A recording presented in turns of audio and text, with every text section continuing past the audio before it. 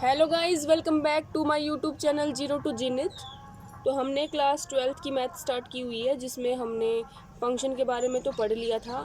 Exponential function और logarithmic function के बारे में हमने कल पढ़ा था। तो आज हम पढ़ेंगे फंक्शन के जो टाइप्स है बहुत सारे, जैसे कि one one function, onto function, many one, into function, ये सारे आज हम पढ़ने वाले हैं। तो चलिए स्टार्ट करते हैं। तो सबसे पहला जो हमारा फंक्शन आता है वो है इनटू फंक्शन। क्या होता है तो देखिए, let F B A function from A to B. यहाँ पे ए और बी क्या है, सेट है, और एफ एक मैपिंग है, एक रिलेशन है जो ए के एलिमेंट्स को बी के एलिमेंट्स से कनेक्ट करता है। ठीक है, अब हमने जैसे कि उसके नोटेशन वाले चैप्टर में हमने पढ़ा था, जब हमने 11th क्लास का टॉपिक ये किया था, तब हमने इसकी नोटेशन देखी थी फंक्शंस की, जिसमें हमने एरो डायग्रामेटिक रिप्रेजेंटेशन देखी थी, जिसमें हम सेट्स को डायग्राम की फॉर्म में रिप्रेजेंट करते हैं इस तरीके से, और ये मैपिंग शो करते हैं from the element this to this. ठीक है, तो इनटू फंक्शन क्या होता है, जब सेट बी के अंदर एटलीस्ट वन एलिमेंट आपका क्या हो जाए, ऐसा हो जिसकी प्री इमेज ए में एग्जिस्ट ना करती हो, यानी कि बी के अंदर कुछ ना कुछ एलिमेंट छूटना चाहिए जिसकी प्री इमेज ए के अंदर लाई ना करे। ठीक है, एग्जाम्पल ले सकते हैं हम, जैसे कि ए सेट ले लिया मैंने 1 2, और फंक्शन ले लिया मैंने F X is equals to X square. B set ले लिया मैंने 1 4 5। ठीक है, अब जब इसको हम डायग्राम की फॉर्म में रिप्रेजेंट करेंगे, ये ए है मेरा सेट और ये है बी, तो 1 2 यहाँ पे आएगा 1 4 5। तो वन एलिमेंट की इमेज क्या आएगी, एफ ऑफ 1 1, 2 की क्या आएगी 4, क्योंकि 2 का स्क्वायर 4 होता है, लेकिन 5 एलिमेंट बी में ऐसा बच गया जिसकी प्री इमेज ए में एग्जिस्ट नहीं कर रही। तो ये हमारा कैसा फंक्शन हो गया, इनटू फंक्शन। अब हमारा नेक्स्ट फंक्शन है ऑन टू फंक्शन। जैसा कि हमने बताया, इनटू फंक्शन में क्या होता है कि एटलीस्ट एक एलिमेंट बी में ऐसा होना चाहिए जिसकी प्री इमेज एग्जिस्ट ना करे, जबकि ऑन टू फंक्शन इसका अपोजिट होता है। इसका मतलब ये है कि अगर फंक्शन हमारा एफ डिफाइन है from the set A to B, तो बी के अंदर एक भी एलिमेंट ऐसा नहीं होना चाहिए जिसकी प्री इमेज ए में एग्जिस्ट ना करती। ठीक है, हर एलिमेंट की प्री इमेज होनी चाहिए बी की। जैसे कि एग्जांपल ले लिया हमने, वही 1 2 3 ले लिया सपोज, फंक्शन ले लिया अगेन एक्स स्क्वेयर, और बी सेट ले लिया हमने 1 4 9। ठीक है, अगेन इसको एरो डायग्राम की फॉर्म में रिप्रेजेंट करेंगे हम, तो ये ए सेट है, ये बी सेट है, यहाँ पे 1 2 3 है, 1 4 9 है। ठीक है, ये इसकी एलिमेंट्स की इमेज हो गई।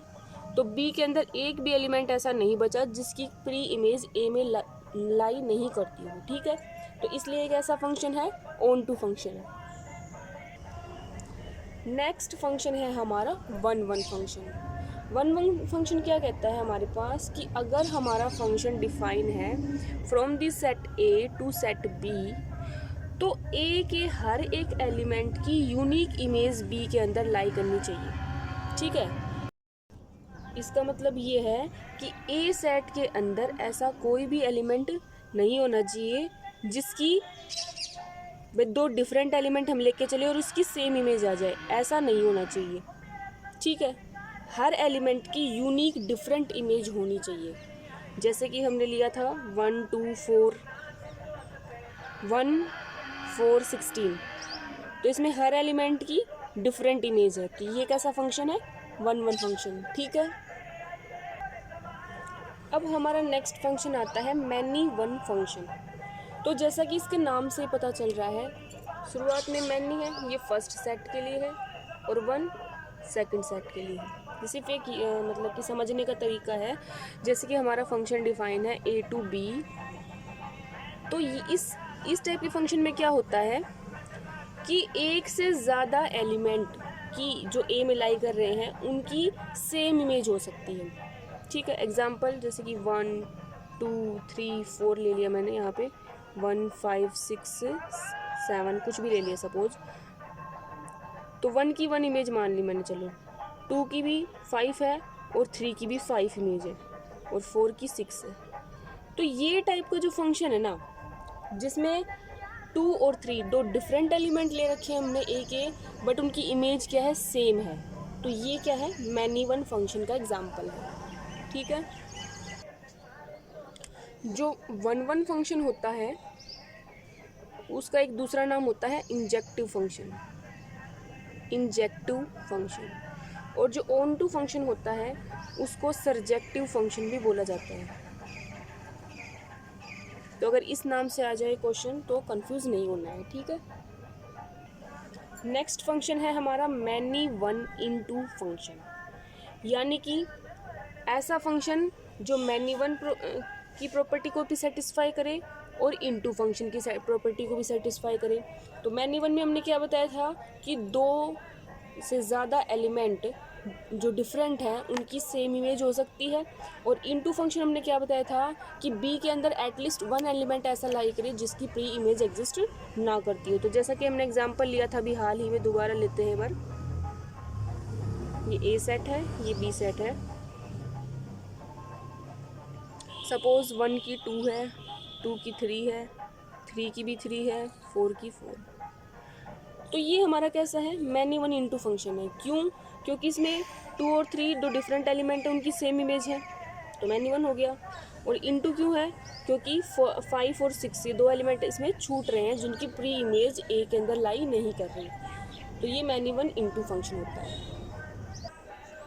नेक्स्ट फंक्शन है हमारा many one onto function. तो इसमें क्या है, ऐसा फंक्शन जो मैनी वन भी हो और जो ऑन टू भी हो। ऑन टू फंक्शन क्या होता है, जिसमें हर एक एलिमेंट जो बी में लाई कर रहा है उसकी प्री इमेज एग्जिस्ट करेगी। ठीक है।